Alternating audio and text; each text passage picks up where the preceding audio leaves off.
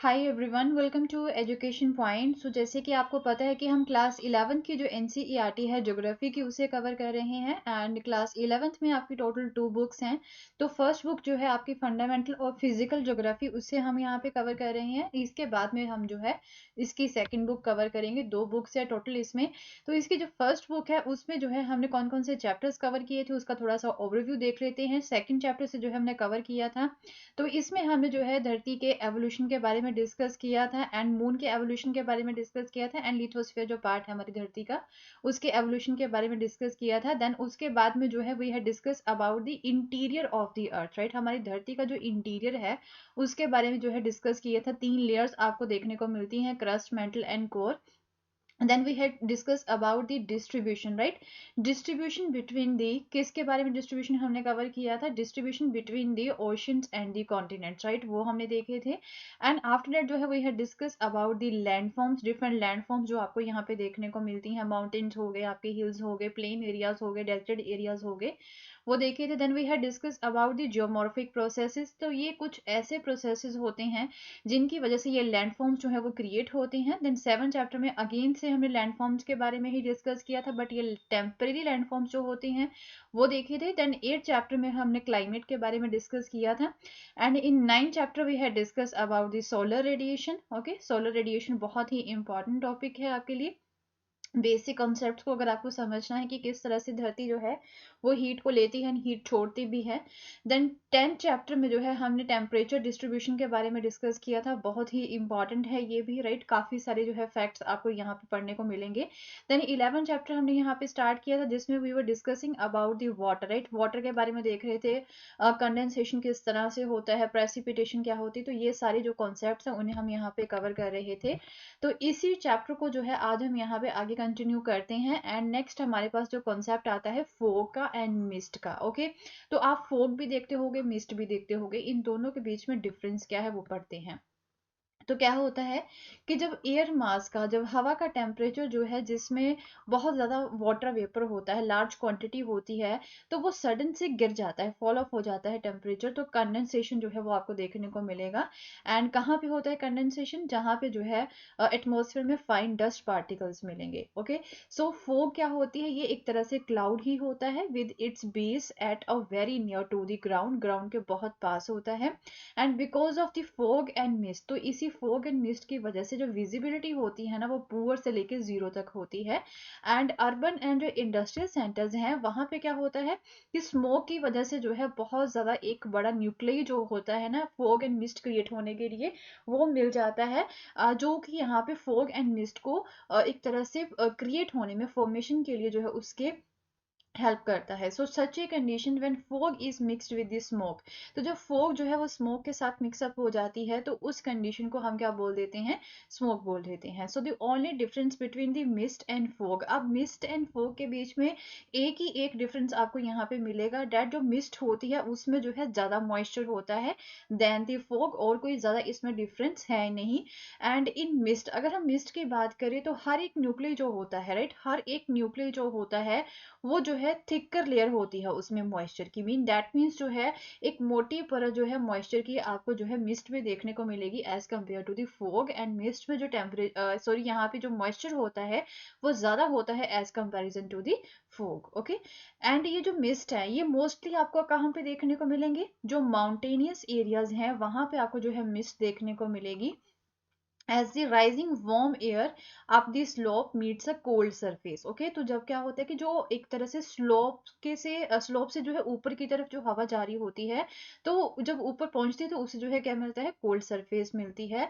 तो उसी की वजह से यहाँ पे आपको मिस्ट देखने को मिलेगी। ओके, तो फोग्स की अगर हम यहाँ पे बात करें, they are drier than the mist, mean उसमें कम मॉइस्चर होता है। एंड ये कब प्रिवेलेंट होती है, व्हेन वार्म करंट जो होता है एयर का वो किसी कोल्ड करंट के साथ जो है कॉन्टेक्ट में आता है, मीन गर्म हवा जो है जब किसी ठंडी हवा के कांटेक्ट में आती है तो तब आपको फॉग देखने को मिलती है। ठीक है, सो फॉग्स क्या होते हैं, they are just mini clouds, right. Mini clouds होते हैं जिसमें कंडेंसेशन तो होती है around the nucleus. Okay, and वहां पे क्या होता है, न्यूक्लियस में डस्ट होती है, स्मोक होता है, कुछ सॉल्ट पार्टिकल्स होते हैं, इन्हीं की वजह से जो है आपको यहाँ पे जो एक तरह से फोग जो है वो देखने को मिलेगी। ये कुछ ऐसे पार्टिकल्स होते हैं जो हेल्प करते हैं यहाँ पे फोग की फॉर्मेशन में, राइट।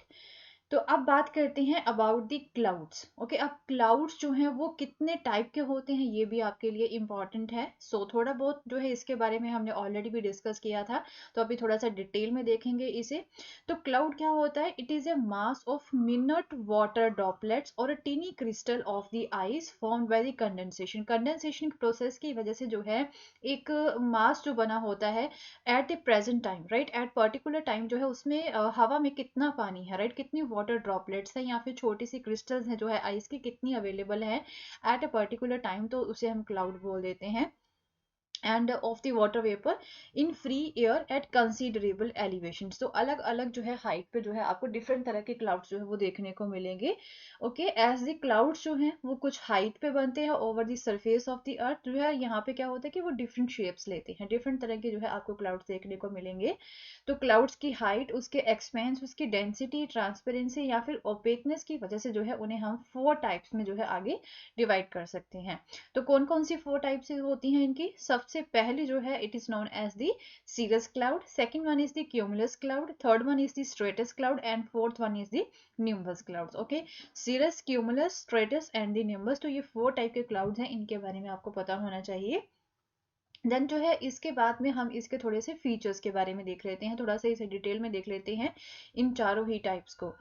तो सबसे पहले अगर हम cirrus क्लाउड्स की बात करें, ठीक है, जो cirrus क्लाउड्स होते हैं वो हाई एल्टीट्यूड्स पे जो है वो बनते हैं, राइट। 8000 से लेकर 12000 मीटर की जो एल्टीट्यूड होता है वहां पे आपको देखने को मिलेंगे। बहुत ज्यादा थिन होते हैं एंड ये डिटैच्ड क्लाउड्स होते हैं। एंड एक जैसे ये फेदरी सी इसकी अपीयरेंस आपको देखने को मिलेगी, राइट, फेदरी अपीयरेंस इसकी होती है एंड ऑलवेज इसका जो कलर होता है वो व्हाइट ही होता है। ओके, तो उसे हम जो है क्या बोलते हैं? cirrus cloud.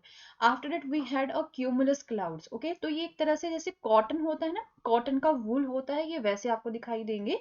तो 4000 से लेकर 7000 मीटर की हाइट पे जो आपको देखने को मिलेंगे, पैचेस जो होते हैं ना इसके वैसे ये बने होते हैं एंड इधर उधर जो है ये बिखरे होते हैं, स्कैटर होते हैं एंड बेस जो इनका होता है वो बिल्कुल फ्लैट होता है। So then we had a stratus, right, तो इसके नेम से ही हमें पता चल रहा है डैट की जो है ये लेयर्ड क्लाउड्स होंगे, राइट, कई सारी लेयर्स जो है इसकी बनी होती है जो कि यहाँ पे हमारे स्काई के लार्ज पोर्शंस को कवर कर लेती है।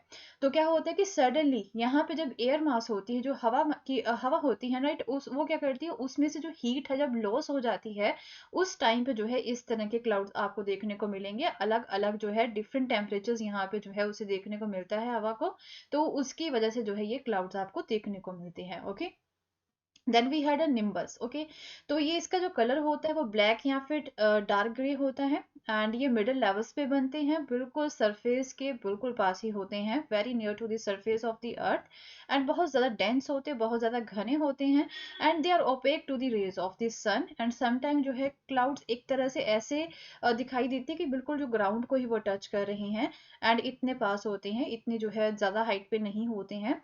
एंड निम्बस क्लाउड्स जो होते हैं वो शेपलेस होते हैं and they are shapeless masses of the thick vapour, right, उसमें पानी ज्यादा होता है। सो ये जो कॉम्बिनेशन होता है, कई बार जो है हमें इन चारों जो बेसिक टाइप्स हैं क्लाउड की उसका कॉम्बिनेशन भी देखने को मिलता है, तो उनके कॉम्बिनेशन की वजह से भी जो है और तरह के क्लाउड्स भी यहाँ पे बन जाते हैं। पहले आते हैं आपके हाई क्लाउड्स, तो उनमें आते हैं सीरस, सीरोस्ट्रेटस, सीरोक्यूमुलस, राइट। आफ्टर दैट जो है आपके पास आते हैं मिडिल क्लाउड्स, तो उन्हें हम जो है ऑल्टो स्ट्रेटस बोल सकते हैं, ऑल्टो क्यूमुलस बोल सकते हैं। देन कुछ लो क्लाउड्स होते हैं, उन्हें हम स्ट्रेटोक्यूमुलस बोल देते हैं। Then there is a nimbostratus. Okay, and जो एक्सटेंसिव वर्टिकल डेवलपमेंट यहाँ पे बनती है तो उन्हें हम क्यूमुलस या फिर क्यूमुलिम्बस क्लाउड्स जो है वो बोल देते हैं। So these are not much important, just आपको जो है नेम इनके पता होना चाहिए कि इन चारों बेसिक टाइप्स जो है क्लाउड की उनकी वजह से और कौन कौन से टाइप के क्लाउड्स जो है वो बन सकते हैं।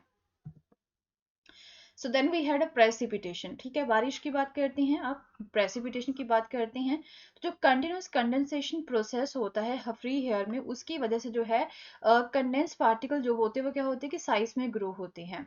Okay, so when the resistance of the air fail to hold them, okay, against the force of gravity, तो क्या होता है कि अब जो एक तरह से ये पानी को जो हवा होती है ना वो उसे ग्रैप नहीं कर पाती है, ज्यादा देर तक होल्ड नहीं कर पाती है, तो वो क्या होती है कि वो धरती की सरफेस पे आके जो है गिर जाते हैं।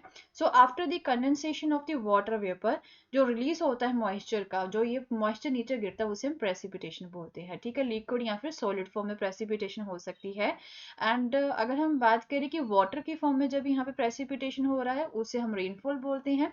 And when the temperature is lower than 0 degree Celsius, तो ये क्या होता है कि जो प्रेसिपिटेशन है वो एक फ्लेक्स की फॉर्म में, स्नो की फ्लेक की फॉर्म में यहाँ पे होता है, तो उसे हम स्नोफॉल बोल देते हैं। सो अब क्या होता है, कई बार मॉइस्चर जो है वो हेक्सागोनल क्रिस्टल्स की फॉर्म में भी जो है आपको देखने को मिलता है। एंड इन्हीं की वजह से जो है आपको स्नोफ्लेक्स देखने को मिलेंगी। So besides rain and snow, okay, rain and snow के अलावा यहाँ पे कुछ और भी फॉर्म्स होती हैं प्रेसिपिटेशन की, उन्हें हम स्लीट या फिर हेल्स बोलते हैं। जैसे हम हिंदी में बोलते थे गड़े गड़े पड़ रही हैं, राइट, तो उन्हें हम हेल बोलते हैं। Okay, so they are limited, however जो है ये बहुत ही कम होते हैं। एंड टाइम एंड स्पेस के अकॉर्डिंग जो है ये डिपेंड करता है कहाँ पे पड़ेंगे, ऐसा कुछ नहीं है, तो बहुत ही लिमिटेड होते हैं। जो स्लीट होती है ये क्या होती है, रेन ड्रॉप्स जब फ्रोज हो जाती हैं तो फ्रोजन रेन ड्रॉप्स को हम स्लीट बोल देते हैं। एंड रीफ्रोजन मेल्टेड स्नो वाटर जो होता है, जो एक तरह से स्नो वाटर जब मेल्ट हो गया वो दोबारा से रीफ्रोज हो गया, तो उसे हम स्लीट बोल देते हैं। Okay, so when a layer of air with the temperature above the freezing point जो है वो क्या करती है, वो दूसरी लेयर को जो कि ग्राउंड के पास होती है उसे ओवरलाई कर देती है, तो प्रेसिपिटेशन जो है वो स्लीट की फॉर्म में होगी। ठीक है, सो रेन ड्रॉप्स की अगर हम बात करें जो यहाँ पे वार्मर एयर को लीव कर देती है, तो वो फिर जो है ठंडी हवा के कांटेक्ट में आती है। सो एज ए रिजल्ट जो है वो क्या होती है, ठंडी हो जाती है या फिर सॉलिडिफाई हो जाती है। एंड वो ग्राउंड में जो है as a small pellet of ice के तौर पे जो है वो गिरती है, वो ज्यादा बड़ी नहीं होती है। एंड समटाइम जो ड्रॉप्स ऑफ रेन होती हैं after being released by the clouds become solidified. Okay, तो जो हवा की सॉरी यहाँ पे जो एक तरह से रेन ड्रॉप्स जो गिरती हैं ना यहाँ पे जो क्लाउड से रिलीज होके, तो वो कई बार जो है स्मॉलर राउंडेड सॉलिड पीसेस में जो है ना वो कन्वर्ट हो जाती हैं। जब वो धरती के सरफेस पे पहुंचती तो उन्हें हम जो है हेलस्टोन बोलते हैं। Okay, so these are formed by the rain water. जब क्या होता है कि यहाँ पे क्लाउड है, बारिश हो रही है, बट नीचे यहाँ पे जो है ना टेम्परेचर ज्यादा ही कम है, तो ये जो ड्रॉपलेट्स है वो क्या हो जाएंगी, वो कन्वर्ट हो जाएंगी किस में, आइस के छोटे छोटे टुकड़ों में, राइट, या फिर जिन्हें हम हेलस्टोन बोल देते, तो वो हेलस्टोन के तौर पे जो है धरती पे आपको देखने को मिलेगी। ठीक है, hailstones have several concentric layer of ice over one over the other, right, तो आपको डिफरेंट तरह की यहाँ पे लेयर्स जो है वो देखने को मिलेंगे हेलस्टोन में। तो टाइप ऑफ रेनफॉल की अगर हम बात करें, so on the basis of origin जो है उन्हें क्लासिफाई कर सकते हैं हम थ्री मेन टाइप्स में। कन्वेक्शनल होती है, ओरोग्राफिक या फिर रिलीफ होती, तीसरी होती है आपकी साइक्लोनिक या फिर फ्रंटल। ओके, तो सबसे पहले कन्वेंशनल जो कन्वेक्शनल रेनफॉल है उसके बारे में बात करते हैं। तो हेयर जब जो है यहाँ पे गर्म होती है एंड ये क्या होती है, लाइट हो जाती है, तो फिर जो है ये राइज हो ऊपर उठना स्टार्ट हो जाती है इन कन्वेक्शन करंट। तो जैसे जैसे ये राइज होती है एक्सपेंड होना स्टार्ट होती है, फिर ऊपर जाके जो अपनी हीट को छोड़ देती है, लूज कर देती है, तो वहां पे कंडेंसेशन प्रोसेस होता है, तो क्यूमुलस क्लाउड्स जो होते हैं वो यहाँ पे बनते हैं। तो थंडर एंड लाइटनिंग यहाँ पे होती है, उसके साथ हैवी रेनफॉल जो है वो यहाँ पे होती है, बट ये ज्यादा देर तक नहीं रहती है। ओके, बहुत ही कम समय तक रहती है। एंड मोस्टली समर्स में या फिर जो हॉटर पार्ट होते हैं डे के, उस समय में जो है आपको इस तरह की जो रेन है, कन्वेक्शनल रेन जो है वो आपको देखने को मिलेगी।